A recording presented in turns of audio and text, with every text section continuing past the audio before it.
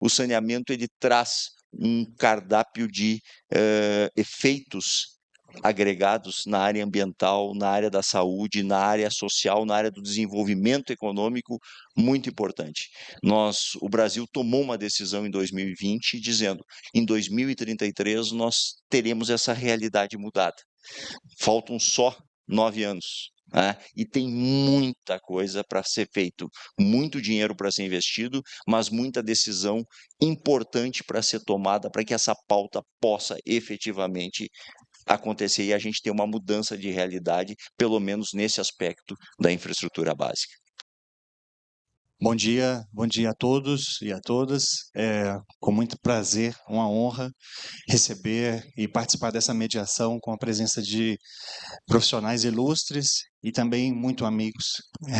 Me refiro à conselheira Daiane Nogueira de Lira, e também ao Fabiano Dalazen, uma grande referência aqui conosco, para falarmos sobre a judicialização da saúde e saneamento. Então, vamos conversar um pouco, trazer a experiência da área da saúde com a conselheira Daiane, que atua diretamente no Conselho Nacional de Justiça com essa pauta, sobre processos judiciais relacionados à saúde, como é que o Conselho pode implementar políticas públicas para melhorar a vida do cidadão, reduzindo a judicialização e trazendo a efetividade e também celeridade.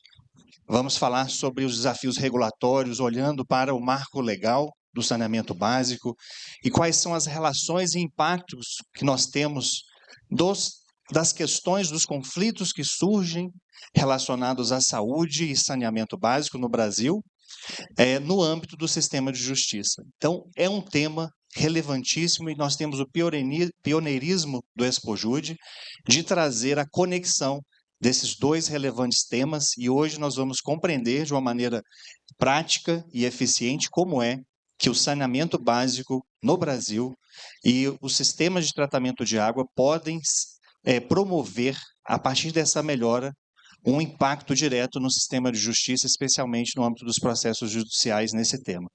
E para iniciar a nossa primeira apresentação, convido a conselheira Daiane, e mais uma vez registrando o agradecimento pela honra de ter aceito esse convite. Seja bem-vinda, conselheira.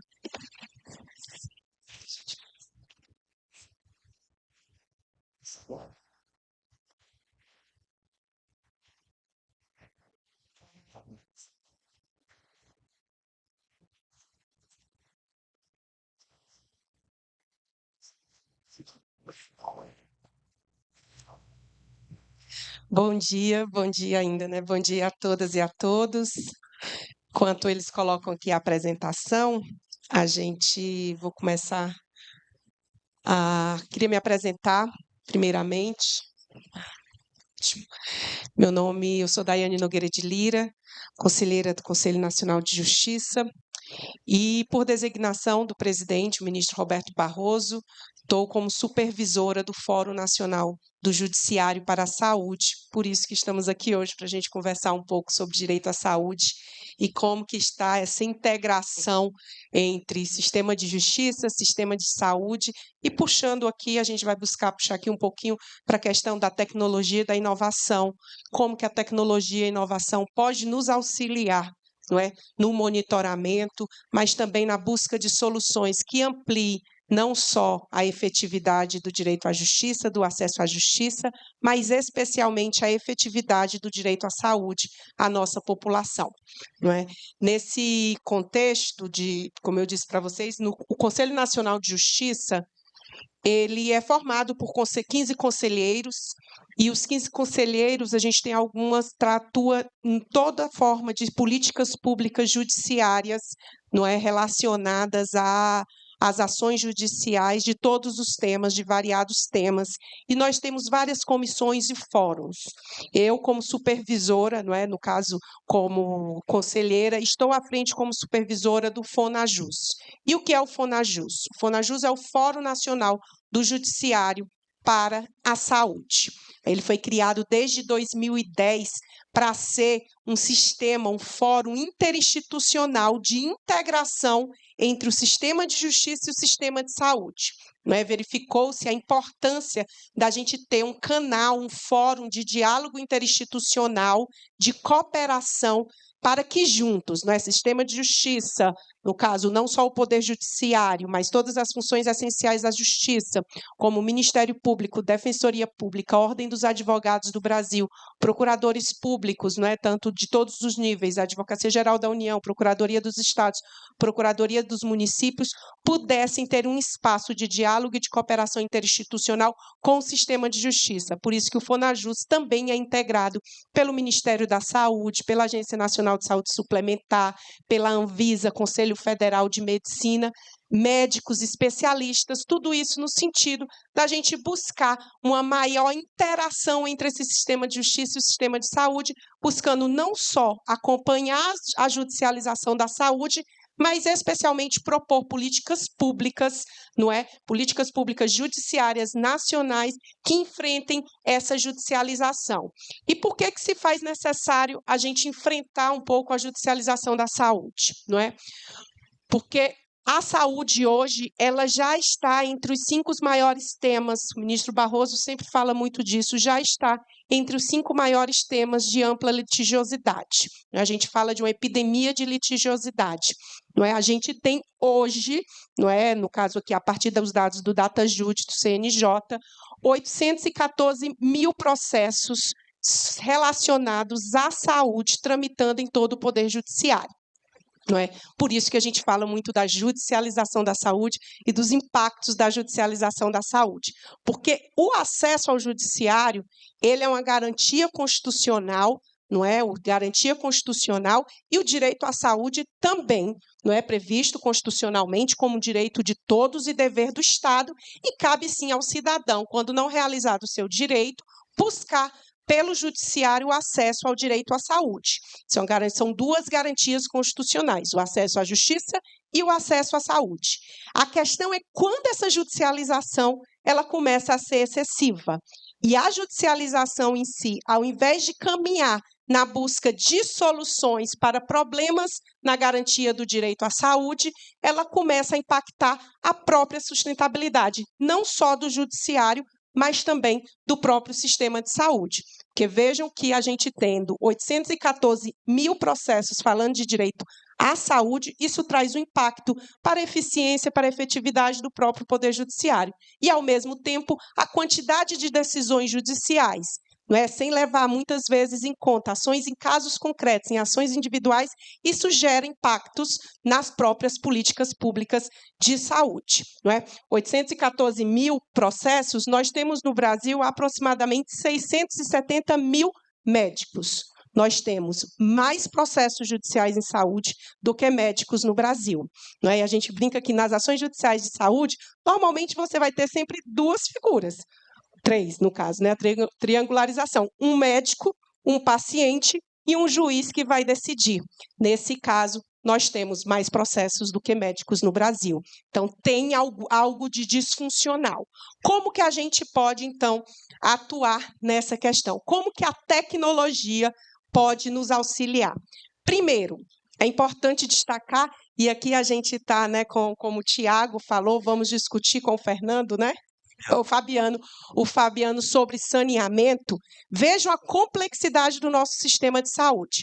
Nós temos um sistema de saúde público, não é, que atende, não é, mais de 80% da população brasileira, isso exclusivamente, porque, na verdade, todos nós utilizamos o SUS, vacina, não é, transplante, cirurgias de altíssima complexidade, todos nós utilizamos o Sistema Único de Saúde, mas tenhamos um sistema que atende 80% da população brasileira, e esse sistema de saúde ele é integrado a um sistema complementar de saúde, que é a saúde privada, sistema de saúde suplementar.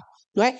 Garantir o direito à saúde num Brasil, não é? Um país de extensão continental, com diferenças regionais e sociais muito amplas, não é? O desenvolvimento dessas políticas públicas no sentido do direito à garantia à saúde, a gente passa por dificuldades e questões complexas, como inclusive o saneamento básico, que é, sim, algo essencial e vamos dizer, uma atenção básica à saúde necessária para que a gente previna doenças, endemias e várias outras questões relacionadas ao direito à saúde. E lembrar que a saúde hoje principalmente após a pandemia, já é considerada a maior preocupação dos brasileiros. As últimas pesquisas apontam que a saúde é a maior preocupação dos brasileiros, já ultrapassando a segurança, que sempre esteve em primeiro lugar. Então, vejam a dificuldade da gente falar em direito à saúde nesse país continental, desigual, com uma ampla população vulnerável e um crescente desenvolvimento tecnológico na área da saúde. Porque a judicialização da saúde, ela não decorre sempre só de falhas ou omissões. É importante a gente lembrar que a gente está passando por um processo de envelhecimento da população brasileira. Isso sobrecarrega o sistema. Nós temos nossa população vulnerável, então, quanto mais pobreza, quanto menos saneamento, quanto menos políticas públicas sociais, isso impacta o sistema, mas nós também temos, aí graças a Deus também, né, o envelhecimento da população, que bom que nós estamos envelhecendo mais, mas temos também novas tecnologias, o desenvolvimento das tecnologias em saúde, dos medicamentos, das terapias, né, dos procedimentos, se desenvolvem em alta velocidade, não é? E isso tudo a gente tem que ter um sistema sustentável que busque garantir esse acesso à saúde e com uma sociedade, uma cidadania mais bem informada, que sabe que pode buscar os seus direitos e o acesso a essas novas tecnologias, muitas vezes por meio do Poder Judiciário. Esse é o desafio do FONAJUS, não é? Do sistema de justiça e do sistema de saúde, para que a gente faça com que a sociedade brasileira possa, sim, buscar sempre que necessário o Poder Judiciário, mas que o Poder Judiciário, o sistema de justiça, seja uma ferramenta de fortalecimento das políticas públicas de saúde do Brasil, e não algo que vai impactar a sustentabilidade desse sistema. Tá? Poder Judiciário brasileiro, falei dos 814 mil processos em saúde, mas nós temos 92 tribunais espalhados pelo país, com 18 mil juízes decidindo todas essas questões. O CNJ, aqui, né, hoje, o atual acervo do Poder Judiciário, segundo os dados do Justiça em Números, nós estamos com 83 milhões de processos, não é, tramitando no Brasil, com 18 mil juízes. Como que o CNJ tem buscado integrar essa questão da tecnologia com essa complexidade de dados? E eu já explico como que entraria a saúde aqui. Nós temos a plataforma digital do Poder Judiciário, que é a PDPJ, não é? Que é uma plataforma que vai buscar integrar todos os sistemas de justiça, todos os sistemas do Poder Judiciário em uma única plataforma, não é? Que ela passa a estar integrada, não é? Todas essas soluções tecnológicas, elas passam a estar integradas nessa plataforma digital, e essa plataforma digital também ela dá o acesso a todos os sistemas de todos os poderes judiciários, de todos os órgãos do Poder Judiciário. Então, não importa se o TRF4 utiliza o EPROC, se o TRF1 utiliza o PJE, se o TJ São Paulo, que agora vai para o EPROC, mas antes estava no ESAG, usa o ESAG, o que importa é que todos os sistemas estejam na PDPJ, para a gente ter integração entre todo o Poder Judiciário. Não é? Isso hoje a gente já tem. E, além da integração dos processos dos tribunais, todas as soluções tecnológicas do CNJ também integradas à PDPJ, como, por exemplo, CISBAJUD, CNBGB, BNP, todos eles dentro da mesma plataforma. O BNP, na verdade, é uma grande plataforma com vários serviços judiciais integrados dentro dela. Não é? Isso à disposição do Poder Judiciário, mas também dos usuários do sistema de justiça. O Códex. Aqui os meus olhos, até estava falando com os meninos, meus olhos até brilham quando eu lembro do Códex. O que é o Códex? O Códex é uma base que integra todos os dados e metadados de todos os processos judiciais do Brasil. Então, peças processuais, decisões, sentenças, acórdãos, tudo isso dentro de uma mesma base, que é o Códex. Vejam aqui, ó. Todos, mais de 7 bilhões de documentos disponíveis de todos os órgãos do Poder Judiciário, desses 92 tribunais. Mais de 260 milhões de processos judiciais, porque não é só os processos que estão em andamento hoje, mas também os que já baixaram, os que já arquivaram, tudo isso no Códex disponível para a gente trabalhar com esses dados e esses metadados. Como que a gente pode utilizar essas ferramentas tecnológicas a favor das políticas públicas de saúde? Não é? A gente fala muito em saúde a importância da gente fazer análises preditivas, não é? Análises em que a gente, a partir dos dados, nós vamos adotar medidas preventivas para evitar problemas de saúde ou problemas relacionados à saúde no futuro, atuando de forma preventiva, como é a questão do saneamento, por exemplo. Né? Nem precisamos de dados tecnológicos para a gente saber da relevância do saneamento básico para a assistência à saúde, a garantia à saúde. Mas muitas questões a gente pode, sim, ser necessário fazer uma análise preditiva. E num país complexo como o Brasil, em que as dificuldades de acesso à saúde não são iguais em todas as regiões do Brasil, vou dar um exemplo. Em São Paulo, a judicialização da saúde suplementar é muito maior do que da saúde pública. Eu acabei de vir de Mato Grosso do Sul, não é? Mato Grosso do Sul. Lá, a judicialização da saúde pública é muito maior do que o da saúde suplementar. E em Campo Grande, por exemplo, em Mato Grosso do Sul, as principais questões não são novas tecnologias de medicamentos, medicamentos caros e de alto custo. O problema está em falta de leito hospitalar, em judicialização, tá? De fraldas, consultas de atenção básica e leito hospitalar, não é? Então, isso significa o quê? Que lá o que falta e o que tem sido buscado o judiciário é para garantir direitos, não é? A acesso à assistência básica em saúde, não é? Completamente diferente quando a gente vai observar a judicialização de outros estados, como, por exemplo, São Paulo, em que se busca mais novas tecnologias, novos medicamentos, novos tratamentos. Isso tudo a gente precisa ter mapeado. Para dar apoio aos juízes do Brasil inteiro, para melhor decidir, qualificar as decisões judiciais em saúde, porque não é fácil decidir ações judiciais de saúde, entender de novas tecnologias, não é? Medicina baseada em evidências, evidências científicas exigidas nessas novas tecnologias, não é? Isso não é fácil para o juiz decidir. O CNJ tem uma política de apoio técnico ao Poder Judiciário, que são o NATJUS. Os juízes solicitam notas técnicas,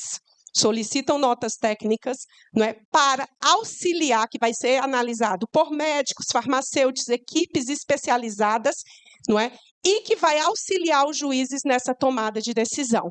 Nós já temos um banco de dados com tudo isso. É o eNATJUS.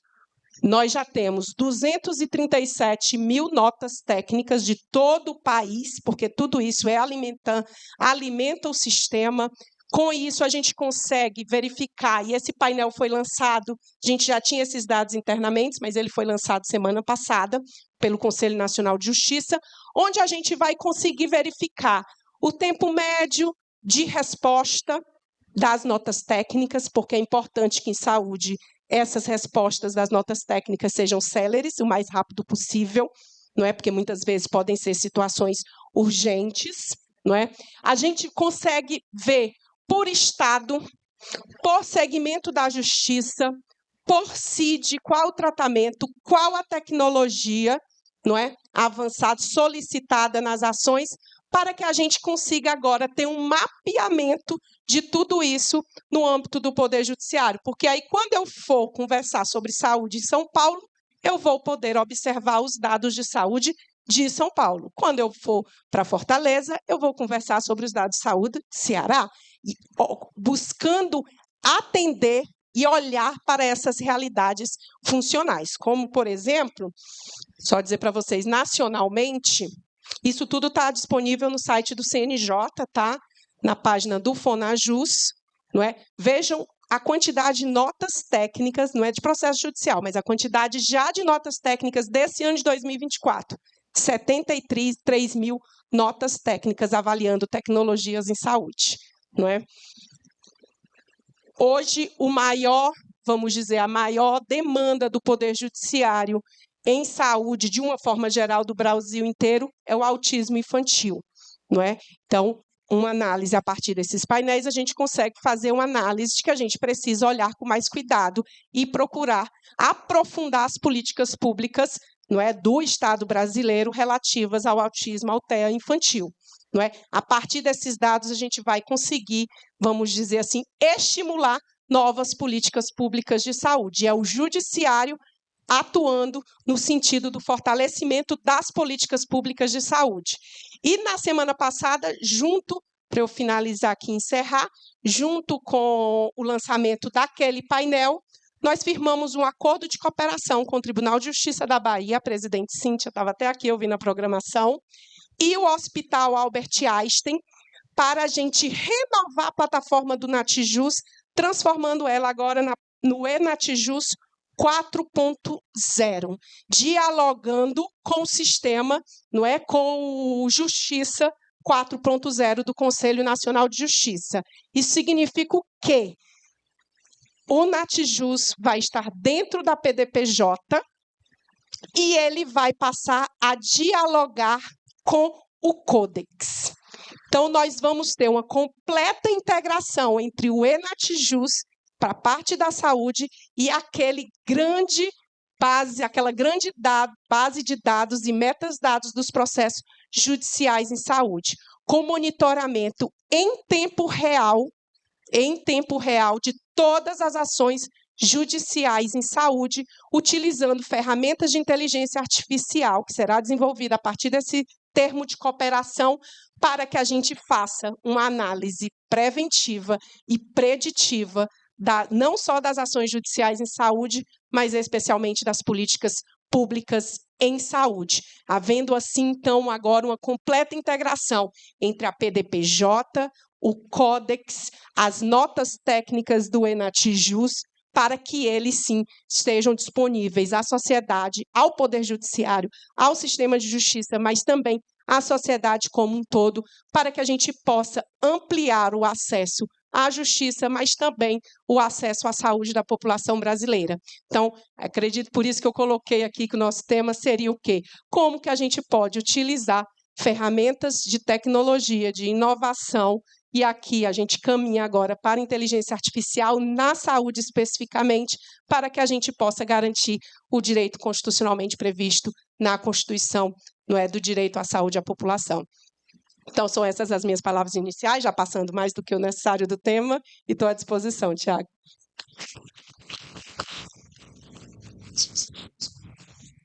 Excelente. Excelente a apresentação da conselheira Daiane, que traz.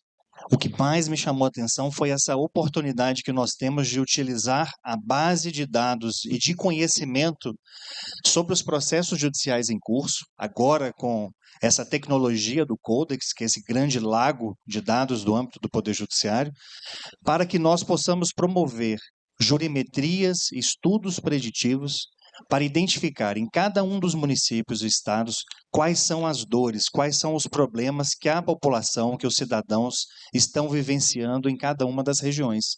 Isso mostra a oportunidade, conselheira Daiane, de promovermos a inovação aberta em que vai conectar o poder público, especialmente o poder judiciário, com empresas de referência em saneamento e também de tratamento de água e esgoto com os municípios e estados, para que as políticas públicas sejam efetivas, de modo que nós, ao invés de julgarmos processos, nós tenhamos a efetivação dos direitos na vida do cidadão, sem a necessidade de se acionar defensorias públicas, OAB e todo o sistema de justiça que é tão caro e muitas vezes moroso para atender esse direito dos cidadãos. Antecipo também que nós teremos, após a fala do Fabiano, um momento de debate, de interação. Então, já convido a cada um dos senhores e senhoras para pensar em perguntas, em questões, que serão apreciadas pelos nossos palestrantes.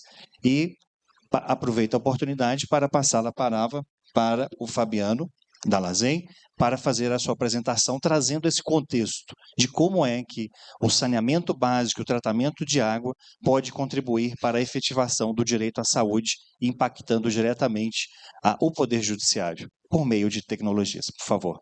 Muito obrigado. Acho que vou pegar dali, porque tá acho que o passador está aqui.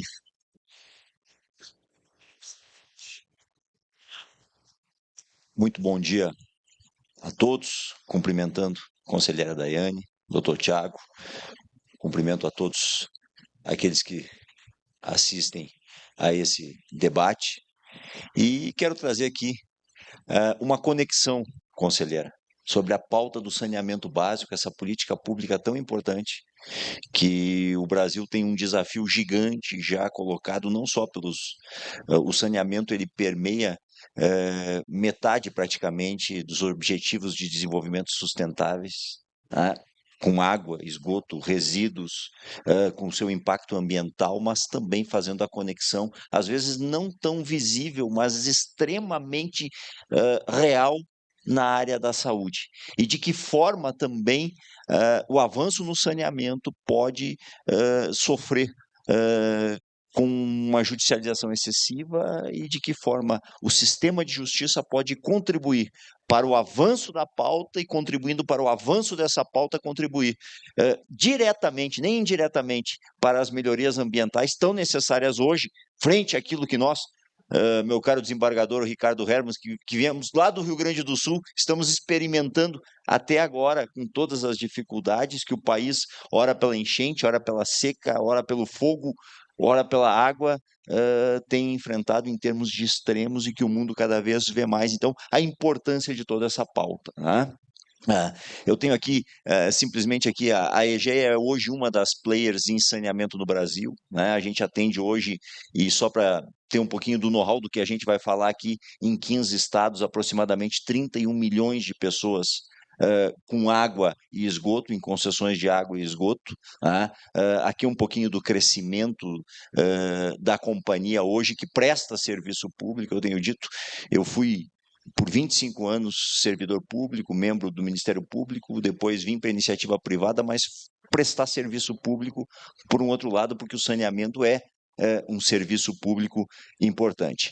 Mas o que a gente está falando hoje, na realidade, é disso aqui.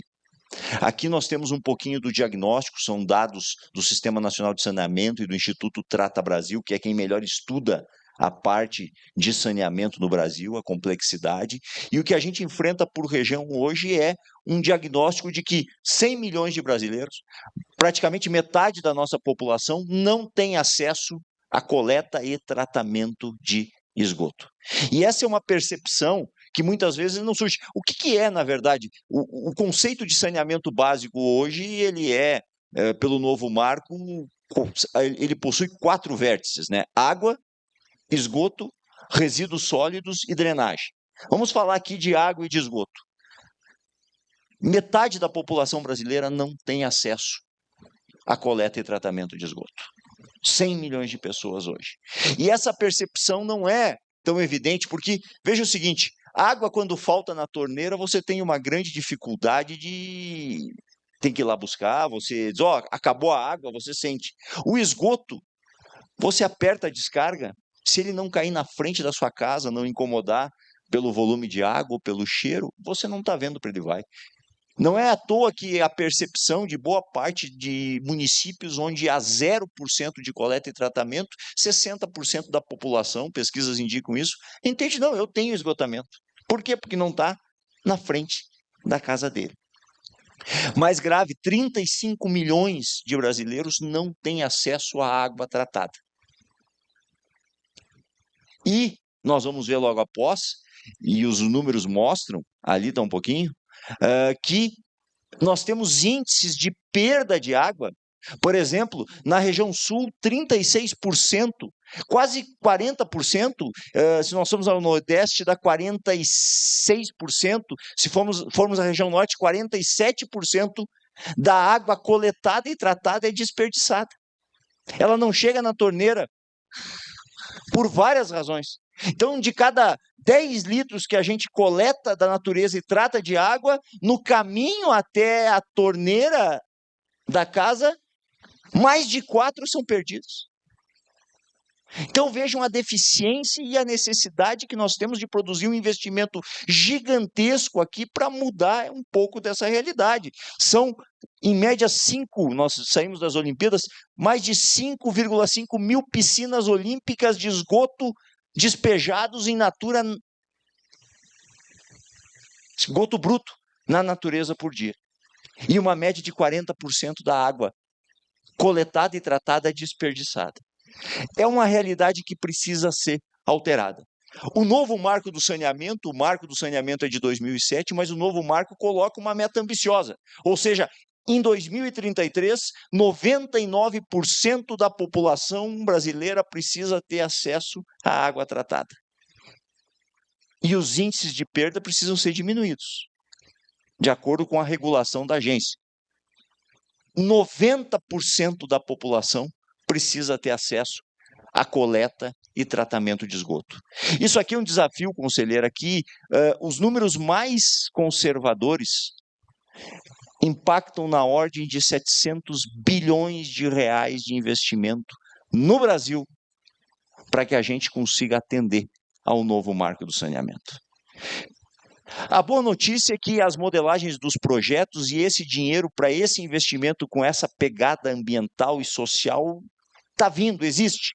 O que nós precisamos é a disposição do poder público de fazer, meu caro Luciano, modelagens adequadas e colocar isso em marcha. Porque o grande problema é que a responsabilidade, o poder concedente é do município. Os prefeitos municipais precisam ser instados a encontrar uma solução e a responsabilidade é deles. Lá em 2033, o novo marco diz, não é o prefeito de 2033, como muitas vezes eles pensam. Vai haver vamos voltar na cadeia, todos aqueles que desde logo não endereçarem essa pauta podem ser responsabilizados. E nós precisamos trabalhar muito forte no sistema de justiça para, em primeiro lugar, de um lado, instigar os prefeitos a endereçarem com soluções, e soluções das mais variadas, de acordo com a necessidade. Não há uma solução única para todo o Brasil. De acordo com a necessidade do Estado, do município, com a realidade econômica, com a necessidade do investimento ali. Nós temos investimentos públicos, nós temos investimentos que podem ser feitos em parceria público-privadas, nós temos investimentos que podem ser feitos pelos privados através de concessões, através de privatizações. A fórmula, ninguém vai aqui dizer qual é a fórmula para todo o Brasil. Cada estado, cada município tem uma realidade, e essa realidade precisa ser sopesada, mas precisa ser endereçada pelo gestor, porque senão nós vamos chegar em 2033 e nada vai ter acontecido, o que é extremamente difícil. E mais, o novo marco mira com isso o quê? A modicidade tarifária. A população vulnerável é a que mais sofre pela falta de saneamento. Eu não trouxe aqui, mas tem, minha cara Andréia, a gente tem uma foto em muitas apresentações que é muito interessante e diz muito, Luciano, que é um menino, provavelmente de 11 ou 12 anos, considera, com um smartphone na mão, talvez ali tenha a tecnologia já 5G que ele está usando, né? Só que ele está ao lado de um córrego, de um riacho, no bairro onde ele mora, onde passa o esgoto a céu aberto. Então ele está trabalhando com o que há de mais moderno na sua mão, mas ele não tem acesso ao que é mais básico, que é a água tratada e coleta e tratamento de esgoto, atingindo a sua saúde. Então é algo que precisa ser endereçado. E aqui a gente traz um pouquinho dos fatores críticos que precisam ser enfrentados. O primeiro deles é o acompanhamento da capacidade econômico-financeira dos prestadores de serviço. O novo marco trouxe essa evolução. Para você ingressar hoje numa concorrência, numa concessão, num projeto de saneamento, não importa se é uma empresa pública, se é uma empresa privada, você tem que demonstrar o seguinte: eu tenho capacidade econômico-financeira e comprovar isso, e nós temos que exigir isso para fazer a implementação do projeto no tempo necessário. Não dá mais para fazer de conta, como se fez até hoje. Em segundo, nós precisamos fazer a estruturação de projetos adequados, modelados a cada realidade. a cada realidade. E isso é extremamente importante. E terceiro, permitir que os processos licitatórios andem dentro daquela estruturação que foi feita e com boa capacidade e cuidado por parte dos órgãos de controle. Eu vou mostrar aqui, e eu acho que é muito importante, vou depois só dar uma pincelada, mas um dos gargalos que a gente tem na questão de saneamento, eu vou dizer, hoje você tratar água, esgoto, recolher lixo, não tem nenhuma tecnologia revolucionária. As tecnologias que existem de melhor hoje, elas estão disponíveis para as empresas públicas, para as empresas privadas. Então, o que eu queria fazer era um alerta, por exemplo, aqui aos meus ex-colegas de ministérios públicos, aos tribunais de contas, às fiscalizações, à advocacia pública. Quando você vê um edital de licitação na área de saneamento em que a técnica é critério preponderante de preço, é preponderante ao preço, pode ter certeza que ali tem um indicativo muito claro, tem que jogar uma luz, porque tem um problema naquele edital. Por quê? Porque a técnica ela tem que ser um fator que habilita a participar. Mas o que vai definir depois é a capacidade econômica de executar o projeto e principalmente a modicidade tarifária, de você poder pagar e fazer aquilo com o menor preço para a população. As técnicas estão todas aí. Você tem que saber, na modelagem, se você pode operar com ela. Então, é um fator assim importante, um alerta que precisa ser feito. E aqui a questão do atendimento à população. Como a população mais vulnerável é a que mais sofre com esgoto, hoje nós temos um instrumento da tarifa social que tem que ser largamente utilizado. A gente também tem exemplos aqui, por exemplo, na operação de Manaus, se desenvolveu um sistema de levar água e coletar esgoto nas palafitas. E como a população que morava lá era a população mais vulnerável que existia, não podiam nem pagar a tarifa social, que é uma redução na tarifa, se estabeleceu a chamada tarifa 10, R$10 ele paga por água e esgoto. O índice de inadimplência é quase nenhum. E, conselheira, mais do que água e esgoto, se leva aquelas pessoas um endereço. Pagam com orgulho porque tem uma conta de água no seu nome, dando também um pouco de dignidade, porque ele aí tem um endereço para fazer todo aquele, digamos assim, aquela convivência na sociedade que ele não tinha para ir abrir um crédito ou algo semelhante. Então, isso é extremamente impactante. E que esses projetos visem atender, quando modelados, justamente a essas áreas mais impactadas, mais precárias. Há instrumentos para que isso seja feito. A realidade nos mostra. E aqui vem a conexão do que eu falava. Esses são dados que são retirados do Sistema Único de Saúde, do Sistema Nacional de Informações de Saneamento Básico, né? Em 2019, a falta de acesso à água tratada e esgotamento sanitário resultou, direto ou indiretamente, em quase 2.800 óbitos, uma média de 7 por dia por doenças de veiculação hídrica. Que é essa realidade que a gente verifica em muitos dos locais brasileiros. E aqui é exatamente o contrário, a gente trouxe exemplos de 2 concessões hoje operadas pela empresa e que mostram uma, Águas de Guariroba, Mato Grosso do Sul, Campo Grande, que já está universalizado. Aqui o dado ainda é de 2019, mas a gente tem essa medição. Vejam, na exata medida em que aumenta a cobertura de coleta e tratamento de esgoto, diminui as internações por determinados tipos de doenças de veiculação hídrica.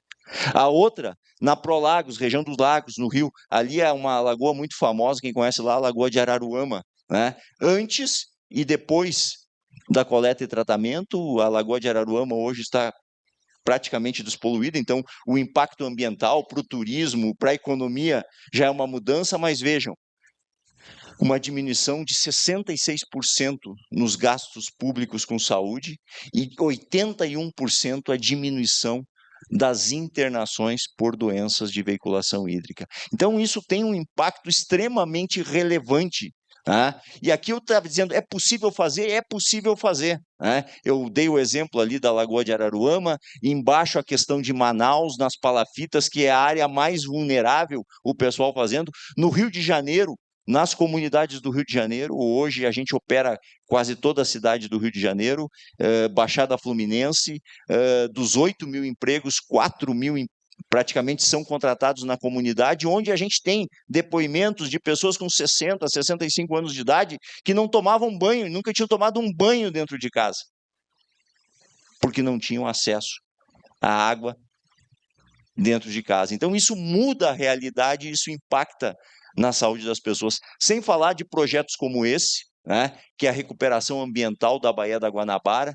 Vejam, hoje praias como Flamengo, Botafogo, são praias balneáveis.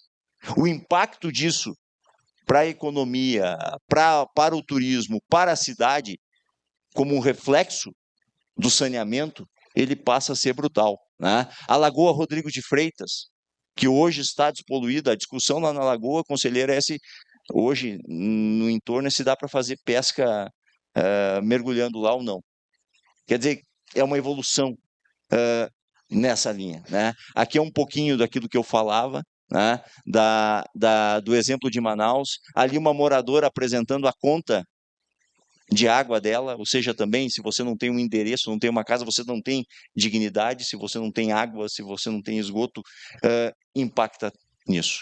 E aqui duas questões, basicamente, que eu acho que, dentre outras, são importantes.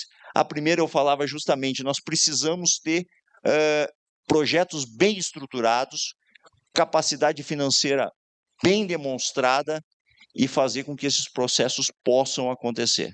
Tá? Para isso, tem modelagens, nós precisamos de uma fiscalização nessas modelagens e, especialmente, um cuidado muito importante na questão desse casamento entre técnica e preço, para que esse edital não seja um edital que não vá atender o interesse público e que vai ganhar alguém que não tenha capacidade de tocar depois, porque esse edital está direcionado. Isso é algo que precisa abrir. Nós temos 5 mil municípios no Brasil.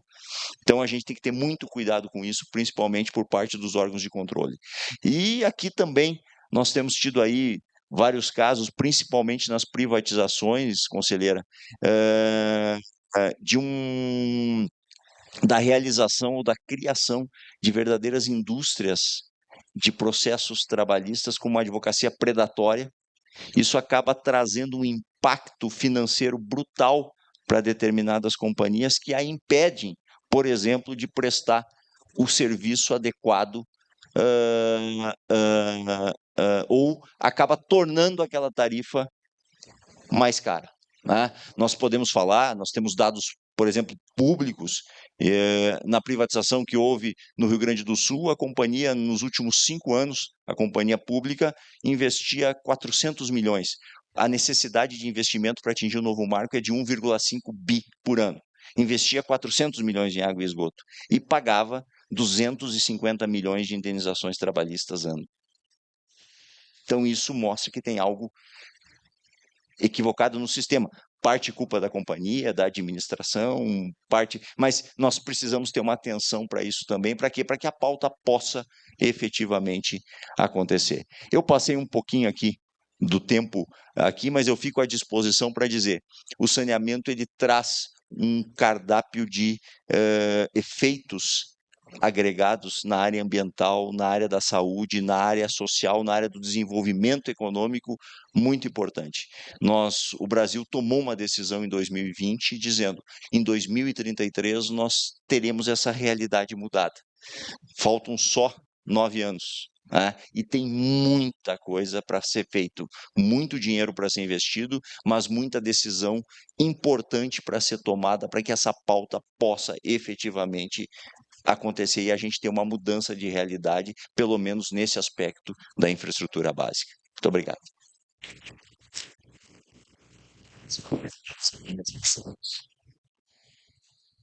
Meus parabéns, Fabiano Dalazen, pela excelente exposição que nos trouxe, primeiro, um grande alerta, que é reconhecermos o atual cenário que nós vivenciamos no Brasil, de mais de 100 milhões de pessoas sem acesso a tratamento de água e esgoto. E o que você trouxe, Fabiano, sobre a percepção do cidadão de que ele não tem esse serviço público básico, é que muitas vezes o esgoto é recolhido mas ele é despejado num riacho logo ao lado.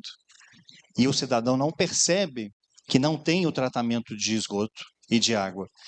E conectando as duas apresentações, as brilhantes apresentações, eu trago a visão de que a ausência de um saneamento básico, ela repercute diretamente na judicialização da saúde e vai muito além.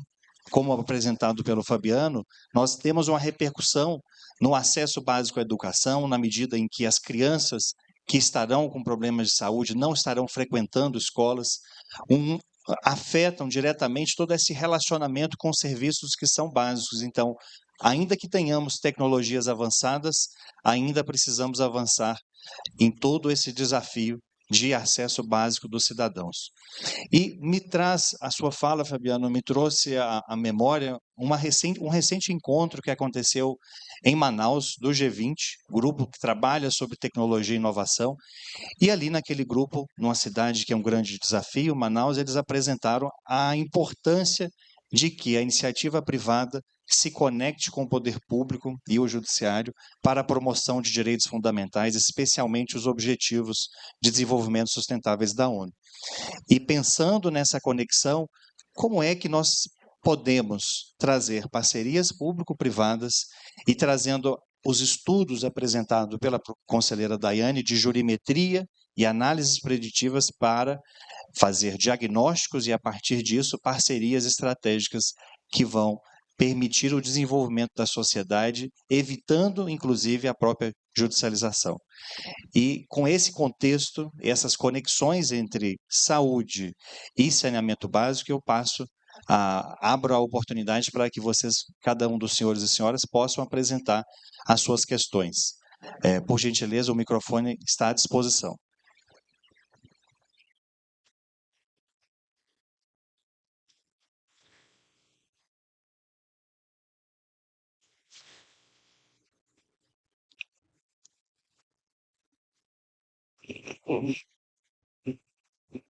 Bom dia a todos. Cumprimentar inicialmente o doutor Fabiano, grande amigo, né? Foi meu professor, meu orientador no Ministério Público do Espírito Santo, e aos demais presentes. Doutor Fabiano, como eu até disse antes aqui dessa palestra, eu estou como promotor do meio ambiente no município pequeno, e que o prefeito já está saindo agora, está há 8 anos no cargo, e a ideia dele é fazer festa o ano todo. Agora, saneamento, né? E essa parte de saúde, a mais básica possível, ela fica muito de lado, né? Hoje é uma autarquia municipal que está atuando, mas a qualidade ela é péssima, há anos isso, há décadas. E eu queria saber como que a AGEA poderia contribuir até mesmo para o órgão ministerial nesse apoio técnico, até mesmo de cobrar da municipalidade todo esse empenho para que em 2033 nós tenhamos ali a meta cumprida. Então, seria esse questionamento, e mais uma vez, parabéns a todos os expositores. Obrigado. Bom, prazer te rever, Luciano, como sempre. Eu acho que, volto a dizer, o Ministério Público tem um papel muito importante nesse tema, que é a capacidade de cobrar do poder concedente, no caso do município, a implementação da política pública. De que forma o prefeito vai fazer? Se através da autarquia municipal, se através de uma concessão, se através de uma parceria público-privada. Bom, o prefeito tem a autonomia de endereçar, mas ele tem que endereçar. É mais ou menos isso. Você não vai dizer para ele, faça assim. Mas eu quero saber como é que você vai fazer para atingir essa meta. Isso você tem que me dizer. Me diz aqui. E o que ele te disser tem que ser algo consistente, que pare em pé em termos de projeto, não é qualquer conversa. O marco do saneamento de 2007 exigiu que os municípios fizessem os planos municipais de saneamento, né? Muitos contratavam, faziam um copia e cola e colocavam ali dentro sem nenhuma realidade com o município. Então, eu acho que a gente pode começar em primeiro lugar, fiscalizando a existência e a necessidade de um plano municipal de saneamento, tá? Cobrando do prefeito o endereçamento dessa questão, como é que ele vai fazer pela companhia pública, pela parceria, qual é o melhor modelo. Posso dizer, não há município inviável do ponto de vista da iniciativa privada na atuação. Claro que cada um vai depender da modelagem, como tem que ser feito. Se é um município pequeno, tem que se consorciar com outro, tem que buscar isso, mas essa responsabilidade é de todos. E de parte da empresa, o que a gente tem buscado é estudar todos aqueles movimentos que forem colocados no mercado para, com a capacidade financeira e com a capacidade operacional, disputar a concessão no leilão e tentar, uma vez vencendo, trabalhar em parceria, aí sim, com todos os órgãos de controle para mudar uma realidade. O que eu quero dizer é que essa realidade aqui, ela não vai ser mudada pelo poder público sozinho, não vai ser mudada pela iniciativa privada sozinha, ela precisa de uma conjunção de esforços. Vou dar um exemplo, mais uma vez puxando lá no Rio Grande do Sul. Lá nós temos a necessidade de mudar uma realidade, Luciano, de 20% para 90% de coleta e tratamento de esgoto. Isso significa você fazer uma rede de coletora que vai exatamente a distância de Porto Alegre a Tóquio em 9 anos. São 150 quilômetros de rede coletora todo mês, esse mês que vem, até 2033, dentro de um único estado, em 317 municípios. Isso é um desafio gigante, porque o saneamento, vou te dizer, a água sim, mas o esgoto, em primeiro lugar que o cara aperta a descarga, se for ali, tá? Segundo lugar, para fazer esgoto, você tem que quebrar a rua dele. Depois que você quebrou a rua dele e arrumou, ele tem que conectar a casa. E aí, depois que ele conectou a casa e tem que fazer uma obra que custa para conectar a casa, ele passa a pagar por um serviço que até ali não existia. Então, o pessoal não gosta, na realidade, todo mundo quer o saneamento, mas, sabe, é difícil. Então, se o poder público não ajudar, se o Ministério Público não pressionar o prefeito também para acabar, depois que tem a rede, com as ligações irregulares, sabe, porque precisa acabar, vão continuar jogando dentro do rio e poluindo o rio, e aí você não tem efeito nenhum. Então, tem modelagens, a gente pode auxiliar fornecendo os modelos, indicando, fazendo cursos, trabalhando, mas a nossa expertise é estar lá depois apresentando o projeto e fazendo com que aquele projeto possa ser bem executado. A gente precisa dessa conjugação. Poder público, sistema de justiça, iniciativa privada para mudar essa realidade. É só esse conjunto de forças que vai fazer. Fabiano, muito obrigado pela resposta. Eu queria fazer uma pergunta também para o Fabiano. Por favor. Fabiano, acho que você até tocou no ponto dos consórcios, porque tudo bem, a gente tem a lei, né, o novo marco regulatório de saneamento, mas, como você disse, o planejamento e execução disso fica a cargo dos municípios. E os municípios, como disse, né, a gente tem mais de 5.000 municípios no país, é um investimento na parte de saneamento, não é um investimento também tão baixo, porque tem todo um planejamento, contratação, não é quebra. Eu lembro muito lá de casa, quando teve a época de saneamento, assim, quando eu morava em Fortaleza ainda, na casa dos meus pais, e que houve o saneamento. Quebra mesmo a rua, depois quebra a casa, vamos dizer, um transtorno. De certa forma, tem um transtorno, mas não é benefícios certamente muito maiores do que o transtorno ocasionado. Mas a dificuldade do porte dos municípios, não é? E qual o modelo que você tem visto e tem se utilizado dos consórcios entre municípios para contratações coletivas, para esse planejamento também coletivo? Porque, principalmente, por exemplo, em regiões metropolitanas, tudo bem, se for as grandes, fica mais fácil a junção dentro da rede metropolitana. Mas em relação aos municípios menores, às vezes um pouco mais afastados também, como que tem sido feito essas parcerias? Vamos lá. O que a gente tem visto hoje são municípios maiores e projetos estruturados, muitas vezes pelo Estado, ou visando municípios que têm um certo porte. Os municípios, e isso é uma realidade que precisa ser enfrentada, realmente os municípios pequenos, eles têm uma grande dificuldade, até porque é uma concessão e uma modelagem muitas vezes complexa de ser realizada.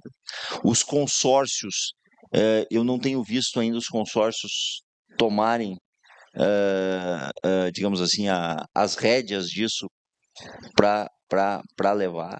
Então, a pauta de saneamento tem avançado muito no Brasil? Tem. Tem ampliado muito em termos de população? Tem. Mas justamente por conglomerados maiores ou especialmente por modelagens que precisam, embora o Estado,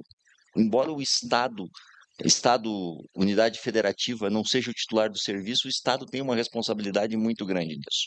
As secretarias de meio ambiente, as secretarias de infraestrutura, em buscar esse tipo de modelagem, para não deixar os municípios pequenos. Geralmente, o que o município pequeno tem, ele tem uma autarquia municipal que cuida da água. E o esgoto ele não vai ter condições de fazer. Então, precisa de modelagens que possam cumprir isso.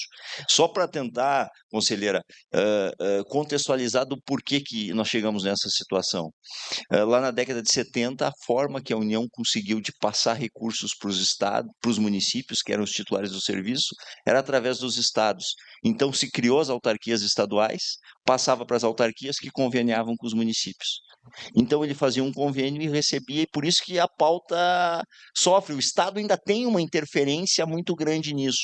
E eu vejo a necessidade de que ele possa fazer essas modelagens e auxiliar os municípios pequenos em modelos que sejam sustentáveis do ponto de vista do investimento para que possa acontecer. Mas, repito, tem viabilidade, só precisa que essas modelagens sejam corretamente incentivadas. Excelente, muito obrigado por essa conexão entre a necessidade de parcerias entre os municípios para a promoção do direito de acesso ao saneamento básico e a tratamento de água.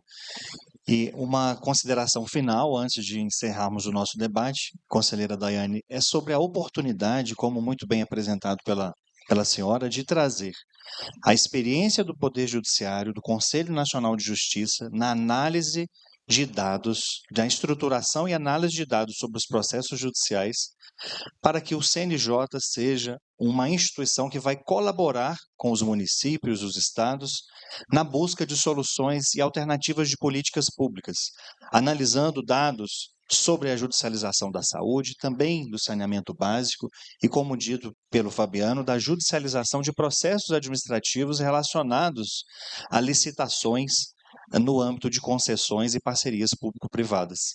E aí vem o papel da tecnologia que a senhora muito bem trouxe, do uso de inteligência artificial para uma análise e identificação de padrões nessa grande massa de dados para se pensar em alternativas e políticas públicas efetivas. E com essas palavras eu passo para as considerações finais da conselheira e também logo em seguida do Fabiano, antes de encerrarmos e concluirmos o painel. Obrigada, Tiago. É exatamente nesse sentido.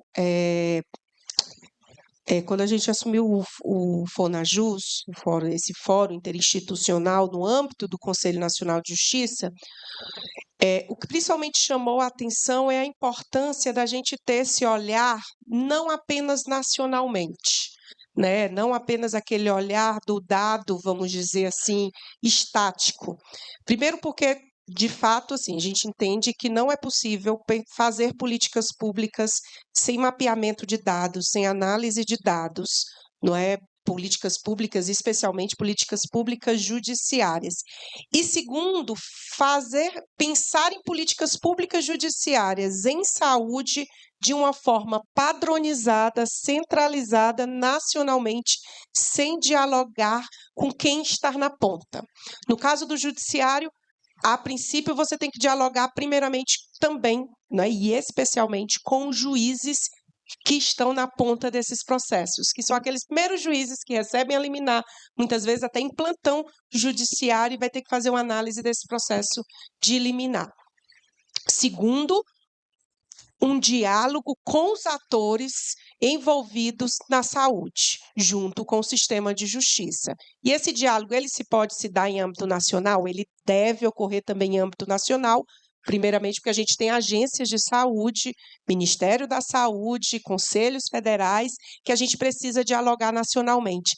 Mas isso tudo a gente também precisa dialogar regionalmente, localmente, não é? E o Fonajus, ele tem esse acréscimo, além do Fórum Nacional do Judiciário, ter o Comitê Nacional que fica no CNJ, cada uma das unidades federativas tem o Comitê Estadual de Saúde, no âmbito do Poder Judiciário local, integrando Justiça Estadual e Justiça Federal no âmbito do Estado. Para o quê? Para que eles sejam aqueles vasos assim comunicantes que a gente diz, né? Que a política nacionalmente ela seja colocada em prática e muitas vezes políticas específicas para aquele Estado, para o judiciário, para a saúde daquele Estado a partir de um diálogo local. Então, essa replicação do Comitê Nacional ela é replicada localmente. Então, nos estados, nós também temos, cada um dos estados, Distrito Federal, um Comitê Estadual de Saúde que replica esse modelo nacional, para facilitar esse diálogo.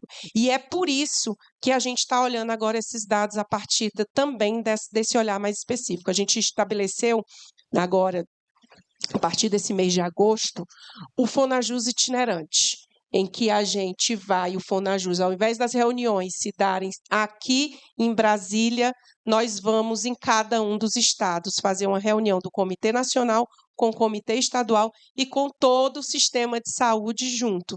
Então, por isso que eu dei exemplos de São Paulo, porque nós já fomos em São Paulo, eu digo que né, tudo começa muito por São Paulo, porque São Paulo é, de longe, o estado em que há uma maior judicialização da saúde, mas a judicialização dela é diferente dos outros estados, então também não posso replicar o que se faz em São Paulo necessariamente ali para todos os outros estados. E a gente já foi em Pernambuco, em que a judicialização também foi diferente da de São Paulo, porque lá é muito localizado em algumas questões específicas de tratamento de terapia, e Campo Grande agora no Mato Grosso do Sul. E tenho certeza que quando a gente começar com os demais estados, cada estado vai ter esse desafio.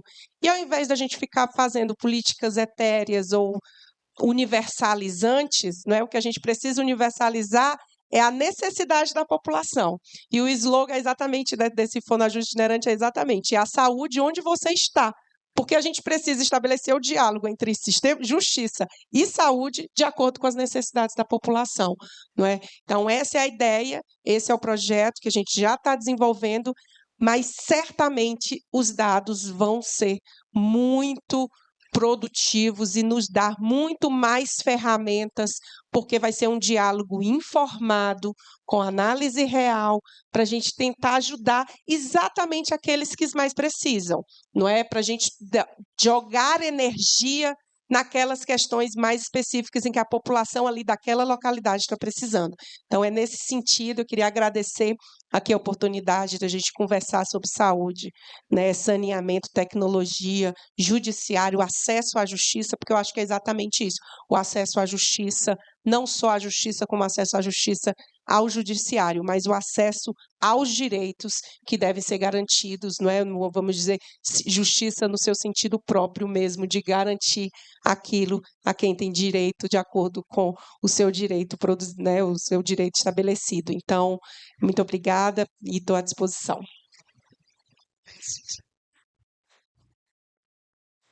É só agradecer a oportunidade desse debate e eu acho realmente importante a gente ter a chance de trazer os benefícios que uma pauta como essa produz.